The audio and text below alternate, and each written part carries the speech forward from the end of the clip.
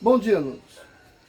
Hoje nós vamos dar mais um avanço aí no nosso curso de eletromagnetismo, né? Então a gente falou até agora sobre força magnética.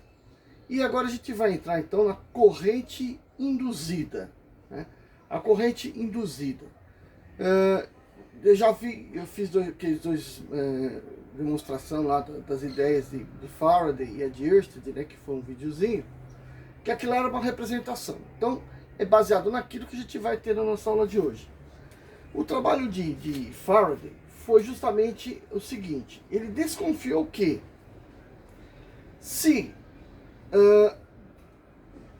corrente elétrica produz um campo magnético, então não é possível que o campo magnético também produza corrente elétrica. E ele fez vários experimentos usando uma espira, né, desse tipo de espira, usando um ímã, né, e fazendo a verificação com o amperímetro, que surgia corrente elétrica quando se aproximava o ímã de uma espira, né? Quando se aproximava o ímã de uma espira, aparecia uma corrente elétrica correndo na espira. Ele fez diversos experimentos que comprovou isso tudo, né? Então, a partir daí, né, os demais pensadores da época, cientistas da época, vão procurar explicar o que está acontecendo. E a melhor explicação que teve foi a de Lenz, que dizia o seguinte: vamos pegar, fazer as representações aqui. O que diz o Lenz? Dizia o seguinte: que quando você aproxima um ímã de uma espira, uma espira condutora, o que acontece? As linhas de campo magnético do ímã vão penetrando por dentro da espira. À medida que você vai aproximando, o maior número de linhas de campo vai entrando dentro da espira, né? Porque as linhas de campo saem do norte e vai para o sul, sai do norte para o sul. Então vão fazendo como se fossem umas linhas de cebola em volta das camadas da cebola em volta do ímã, né? Então, conforme ele vai se aproximando, maior quantidade dessas linhas de campo vão entrando dentro da espira. Então vai aumentando o fluxo de campo magnético para dentro da espira, O que acontece nesse momento? Isso é energia transmitida àqueles elétrons. E aí eles vão se movimentar de tal forma a deter essa energia. Então vamos ver. Se surge uma corrente daqui para cá, então os elétrons estão indo para lá, e está havendo uma linha de campo magnético que faz isso aqui em torno do fio. Então, linhas de campo magnético vêm nesse sentido contrário às linhas que estão entrando. Ou seja, para diminuir ou anular o aumento de energia que estava entrando no sistema. Bom, depois que o ímã começa a atravessou a espira, o que acontece? Essas linhas de campo vão diminuindo.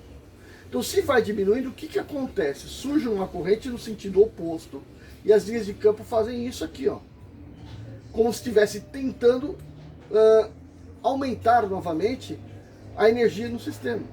Então, de um jeito ela tenta deter, anular, na outra ela tenta anular também, mas como está perdendo, ela tende a aumentar a energia naquele sistema.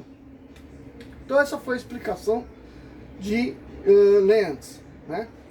E o que a gente vai ter que entender é o seguinte: quando o ímã está aqui no meio, né? Se o ímã está passando aqui no meio com todas as linhas de campo já aqui dentro, não tem corrente. E isso isso acaba dando mais credibilidade à teoria de Lenz, né? Você não está vendo variação nas linhas de campo magnético, então não tem por que haver essa corrente elétrica, né? Então foi essa a grande explicação aí. E aí depois, mais tarde, alguns anos depois, Neumann vai dar a complexidade matemática da coisa. E essa corrente induzida, ela vai ser rapidamente aplicada na tecnologia, na invenção de reguladores de corrente, né, indutores também, modeladores de corrente elétrica, os transformadores, enfim, toda uma tecnologia eletrônica vai aparecendo nesses componentes por conta dessa descoberta do Faraday. E a gente vai agora fazer uma análise disso de forma matemática, né? que é a parte legal da conversa, né? Então aqui a gente vai colocar assim, corrente induzida. Já devia estar o título aqui, né? E eu não pus. Corrente induzida.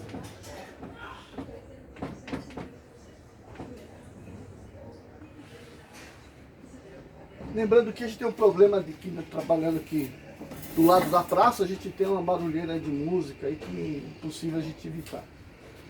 Corrente induzida. Vamos pensar o seguinte. Se está havendo corrente, é porque as linhas de campo estão entrando por dentro da espira.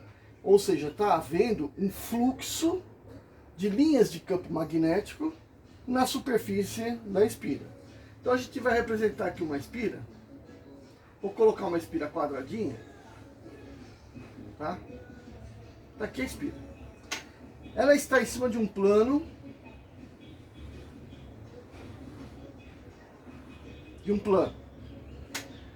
E obviamente, se ela está nesse plano, ela está fazendo um ângulo de 90 graus aqui, certo?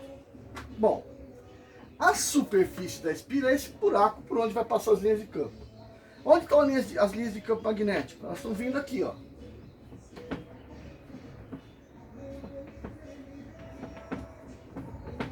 Vamos pensar que elas são uniformes, estão tudo passando para lá, tá? Só para facilitar nosso entendimento. A superfície está aqui, então ela está na situação de que ela está perpendicular ao plano, né? Ela é perpendicular ao plano, portanto aqui é um ângulo de 90 graus. E para onde aponta a superfície da espira?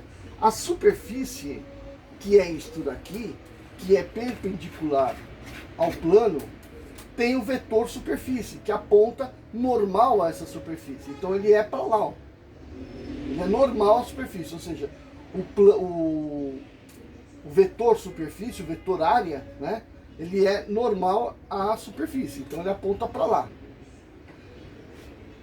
Bom, então o vetor superfície ou área aponta para lá. Vou colocar assim, ó, vetor área, tá? Você pode encontrar assim ou assim, tá? Então vetor área é a mesma coisa que vetor superfície. Aparece as duas notações em vários livros, tá? Então, o que você tem que entender é que é normal à superfície. E para onde aponta o vetor linhas de campo magnético? Também está apontando para lá. Então, o vetor campo magnético também aponta no mesmo sentido. Mesma direção, mesmo sentido. Ok. Então, se os dois são na mesma direção e sentido, o ângulo entre esses dois vetores é zero. Então, nessa situação, o ângulo alfa é zero. 0 graus ou zero, certo? Bom, se você inclinar aqui, ó, né? Se eu inclinar assim, o que vai acontecer? Vai passar mais ou menos linhas de campo magnético? Vai passar menos, certo? Quanto mais eu deitar isso aqui, menos linhas de campo magnético para atravessar a superfície. Ao ponto de que se isso aqui tiver perpendicular, o vetor que estiver perpendicular ao campo magnético, não passa nenhuma linha, ok? Então, quando a gente faz uma análise do fluxo, e o fluxo a gente coloca a letra φ, o que é fluxo? Fluxo é a quantidade de qualquer coisa que atravessa uma superfície ou uma linha, né, ao longo de um certo tempo medido. Então, o fluxo aqui, o fluxo de quê? Do campo magnético. Então, a gente identifica aqui, ó, fluxo do campo magnético. Ele vai ser o vetor campo magnético vezes o vetor área, né? Como são dois vetores, eu tenho que verificar qual que é o ângulo entre eles e fazer uma análise desse ângulo. Então eu sei que o fluxo é máximo quando eles estão paralelos e é zero quando são perpendiculares. Então vai depender do cosseno do ângulo entre eles, ok? Normalmente aparece em muitos livros o seguinte: Este ângulo aqui, ó, vou chamar de ângulo, só para ser diferente, vou chamar de ângulo beta, vai. Ângulo beta. O ângulo beta é o plano de onde está a espira com a espira, ok? Se você mudar esse plano, vamos supor, mudar isso aqui para 60 graus.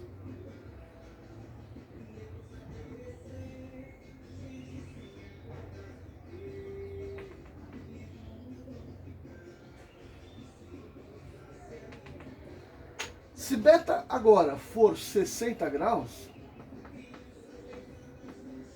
qual vai ser a inclinação aqui? Então tem que lembrar isso. Porque é o seguinte, quando aqui é 90, aqui é 0. Então se aqui for 60, aqui é 90 menos 60. Então essa inclinação aqui, ó, do vetor área,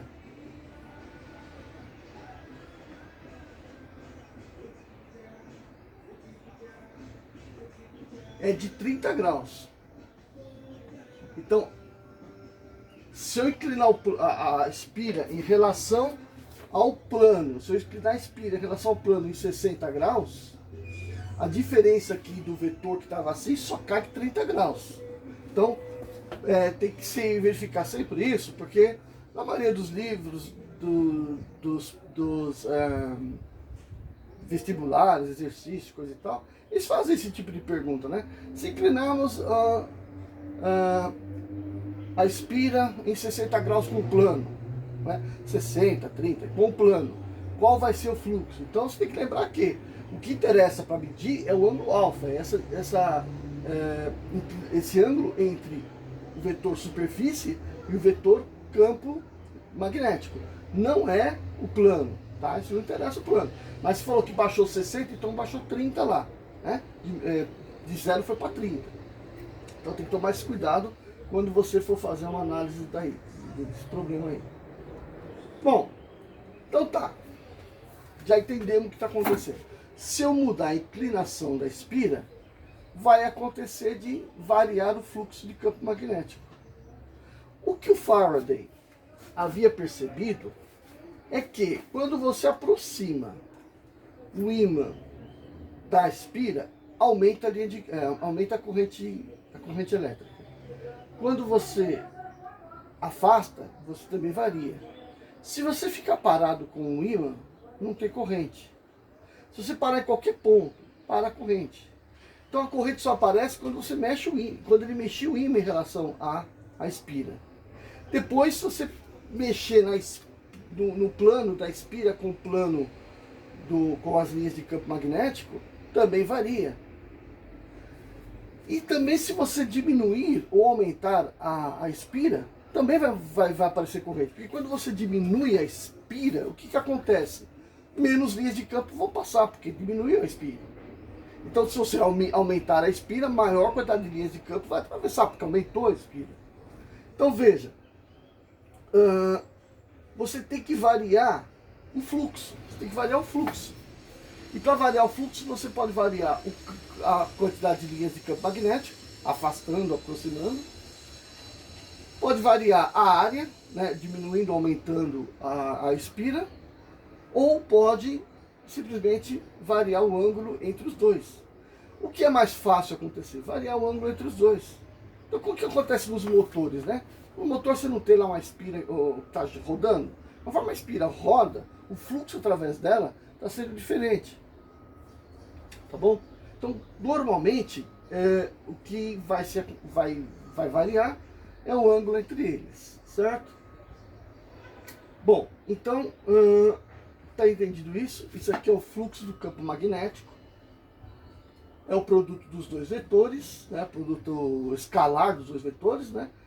Vezes o cosseno do ângulo entre eles. Então agora a gente está apagadinha nisso aqui e vamos dar sequência na ideia que está aí por trás, tá?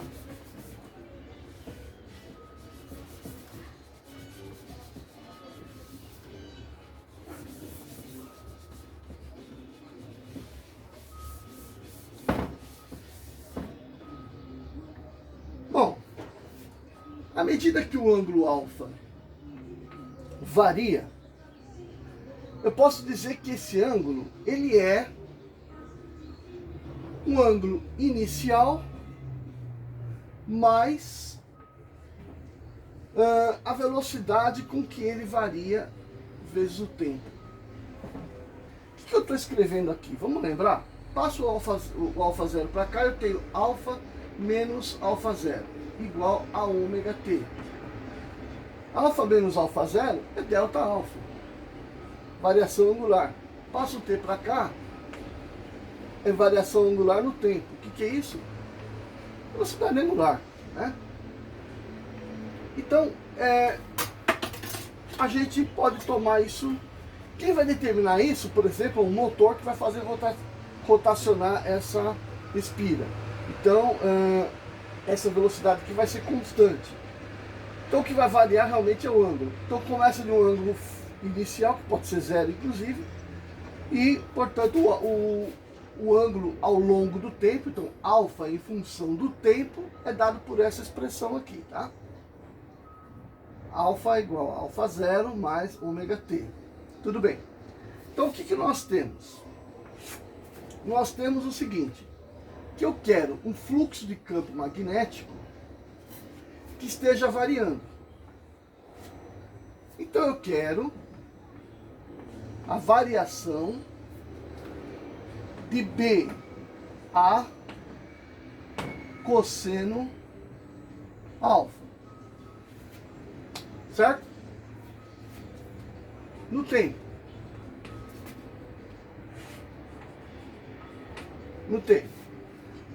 Aí vai entrar a matemática mais avançada, né? Que é o cálculo diferencial integral, desenvolvido por Leibniz e também por Newton, né? Para a gente poder estudar isso daí. E a gente não tem aqui ferramental para mostrar isso. Então eu vou te dar mais ou menos o resultado dessa coisa. Não vai mudar o campo magnético, ele vai ser fixo, porque o ímã é o mesmo ímã de sempre. A área vai variar? Não, a espira não vai nem aumentar nem diminuir. O que vai variar? Só o cosseno de alfa, certo? Então nós temos uma variação, delta aqui, um delta aqui, que atua só sobre cosseno alfa ao longo do tempo. Então a gente chama de derivada do ângulo alfa em função do tempo. Então a gente faz assim, ó. Variar o fluxo em função do tempo vai gerar, então, a derivada daquela coisa ali, que é B, A, que são constantes, cosseno, quando eu vario o cosseno, né, faço a derivada do cosseno de um ângulo ao longo do tempo, eu obtenho menos o valor do seno daquele ângulo. Então fica menos seno do alfa. Mas quem que é o alfa? O alfa é essa conversa toda aqui em cima. Ó. Alfa zero mais ômega t. O ômega também está variando no tempo. Então também tem que fazer essa derivada aqui, que é a derivada interna do argumento. Então aqui vai ser derivada de ômega t ao longo do tempo, é o próprio ômega. Joga ele para fora aqui. Então, a variação do fluxo do campo magnético ao longo do tempo vai dar essa situação aí. E isso aqui, o que o Neumann percebeu? Que é isso aqui que está induzindo a corrente elétrica. Então, isso daí é a tensão ou força eletromotriz na espira. Então, isto daqui é a força eletromotriz induzida. Bom, mas força eletromotriz, pela lei de Ohm, né, é tensão. E tensão é o quê? Corrente vezes resistência do material. Então, se eu transformar isso em I,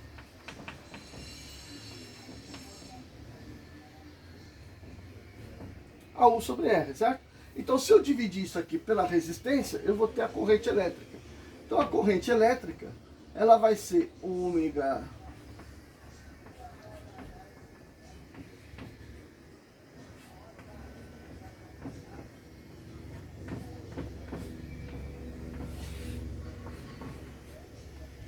Então, dependendo da espira que eu usar, do material que eu estiver usando aqui, eu vou ter uma resistência que vai determinar qual vai ser a corrente, né? Qual parte vai ser realmente corrente daquela força eletromotriz que foi induzida devido a essa variação aqui. Então, moral das conversas. A lei de Neumann, a lei de Faraday-Neumann-Lentz, ela observa a seguinte finalização. Deixa eu colocar aqui, ó. Que a variação do fluxo do campo magnético no tempo é igual ao contrário, né, da força eletromotriz. Por que esse contrário? Esse sinalzinho de menos está indicar simplesmente o sentido da corrente elétrica, tá bom? Então essa aqui é a lei de indutância de corrente elétrica, tá bom? Então aí a gente vai passar um exercício para vocês analisarem o que eu falei aqui e seguir bola para frente. Daqui para frente a gente vai falar do transformador, né? Transformador é um elemento interessante a gente falar. Talvez a próxima aula eu já falo do transformador e a gente vai colocar alguns exercícios em cima disso. A aula foi complicada, não foi? Essa parte de derivação você tem que saber? Não, não tem que saber, eu que tenho que mostrar, né? Você só tem que saber que acontece a corrente devido a uma força eletromotriz que apareceu ali, que foi induzida na corrente, por conta da variação do fluxo do campo magnético ao longo do tempo, né, naquela espira, tá bom? Então isso você tem que saber. E aí a gente vai para outra parte, fala do transformador, ok? Tchau, tchau.